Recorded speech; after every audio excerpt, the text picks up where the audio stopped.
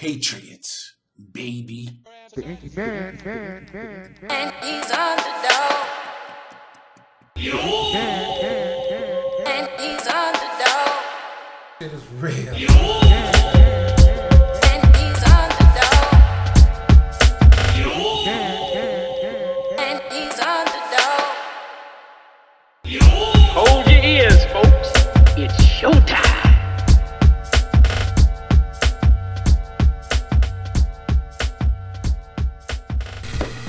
What up, what up, what up, what up?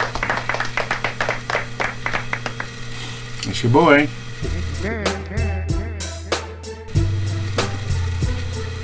Powering through. I'm just powering through. So I lost an uncle yesterday. And that's as far as I'll go because at this time not everyone knows. At the time of my recording, this not everyone knows. So for those of you who saw my post yesterday and it said today was a gift and a curse, that was the curse. The gift was I started working. I started a job yesterday.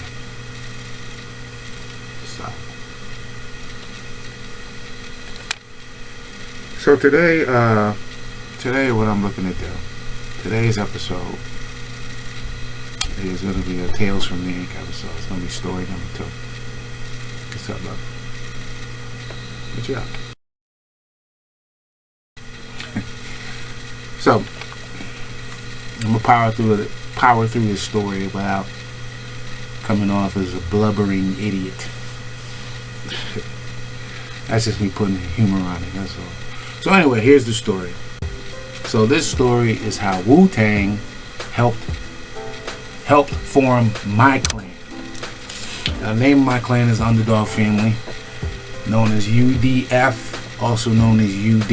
If you ever look at my posts on Facebook and you see people saying UdF for life, those are members of that clan.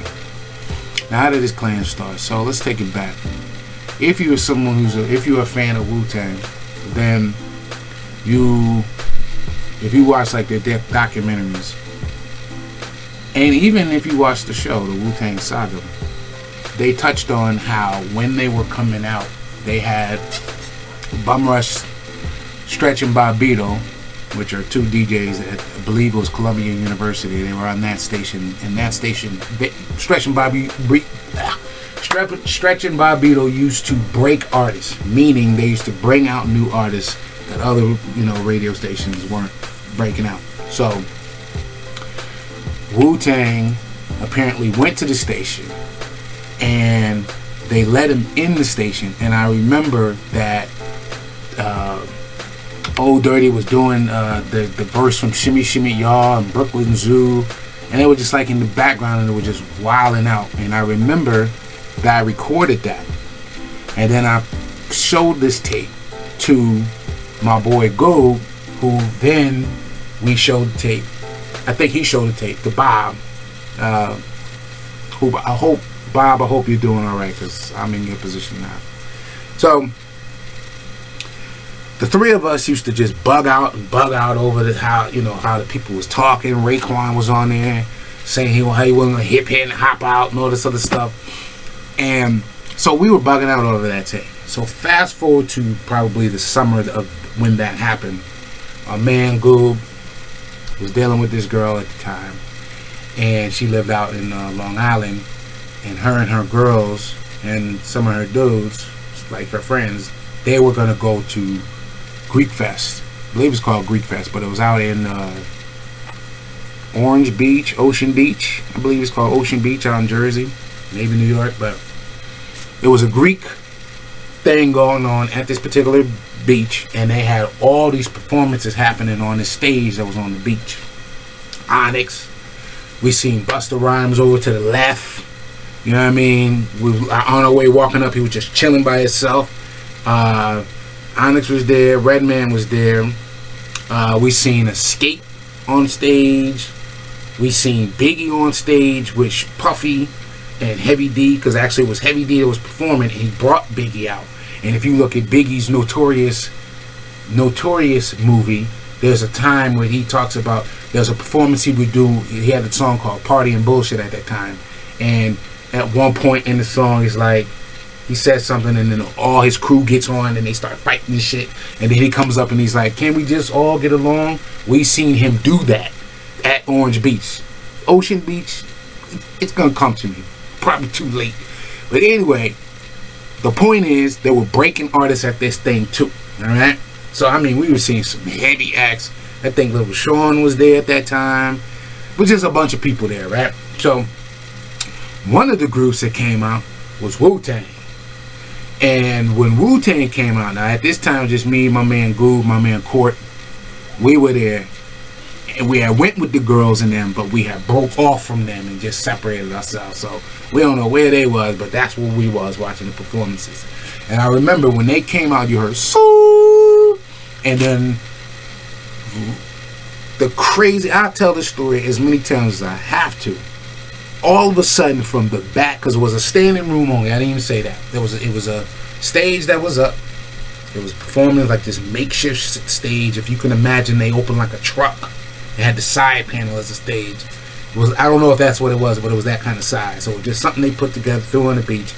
And so everything was standing room only. Everybody's watching the show and cheering them on and the whole nine. And so when Wu-Tang came on, all of a sudden when they said "Sue," in the back of the crowd, moving their way to the front was Wu-Tang's affiliates. It was nothing but black shirts with the white W all on the shirts. They was doing some felonious shit too. That's some crazy stuff. When they was walking, they was on their way up. You know what I mean? So they just basically pushed their way to the front, right? So Wu-Tang had this song called Wu Tang Clan Ain't Nothing to Fuck With. Now, if you're familiar with that song and you're familiar with the sample for that song is the theme to Undadog, the TV show, the cartoon of the superhero dog. It was like Superman, but it was a dog, and he would put on this cape. I think he worked as a reporter, and when trouble was there, he would change it to this outfit, but he was called Undadog. But the song, if you go to the Undadog theme and you look at that theme, that's what they sampled. That ooh, wow, ooh, wow, ooh. That comes from that. So when I seen that performance and they had all those heads up there, I had came up with this plan.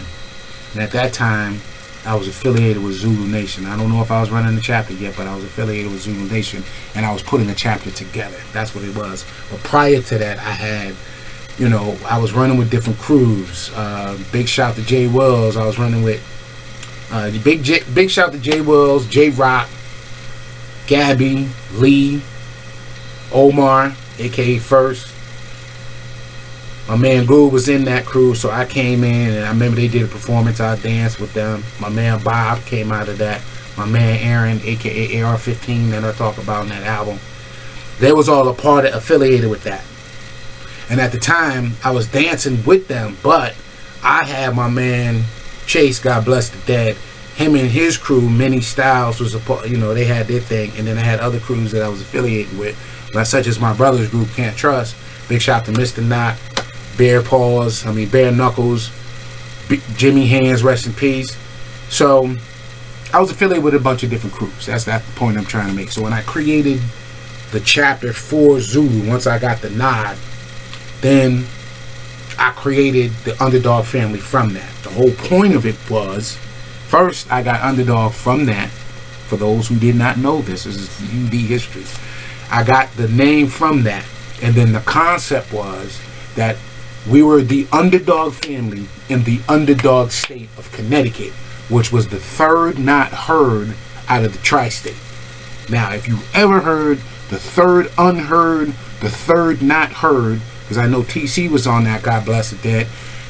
If you've ever heard that, I coined that phrase, straight up and down. Argue with me, I'll give you the foundation if you need it, but I came up with that. So we were the Undadog Family in the Undadog state of Connecticut. And so what I also picked up from that was that all those people were together. So I formed this umbrella to get all these groups together, with the concept being that if any of those groups performed at local talent shows, which the Klein, Night to Columbus, different high schools would have these different shows, and for the most part, anybody that was a part of that clique would be in some kind of show that was going on, in any, especially the Klein. So the concept was that if you perform, Undadog Family's gonna be there.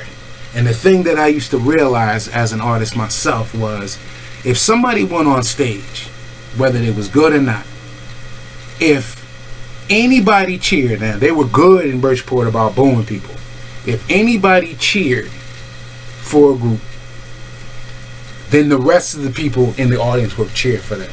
So my concept was that we were always going to go to a show with our built-in audience. Was that genius? You damn right. Big shouts to my man JB, because JB has been pushing me to do the Undadog Family, do an Undadog Family documentary, and we've been dragging our asses on that to get up with, talking about it, and we drag our asses. And for the most part, I know that it's really me. It's really me. There's a lot of components that are going on, but as JB pointed out to me, if I make this thing happen, it will happen. So consider this y'all warning about that. All right, this is my way of promoting it, but it's also a tale from the ink. Love y'all. Let me tell you something.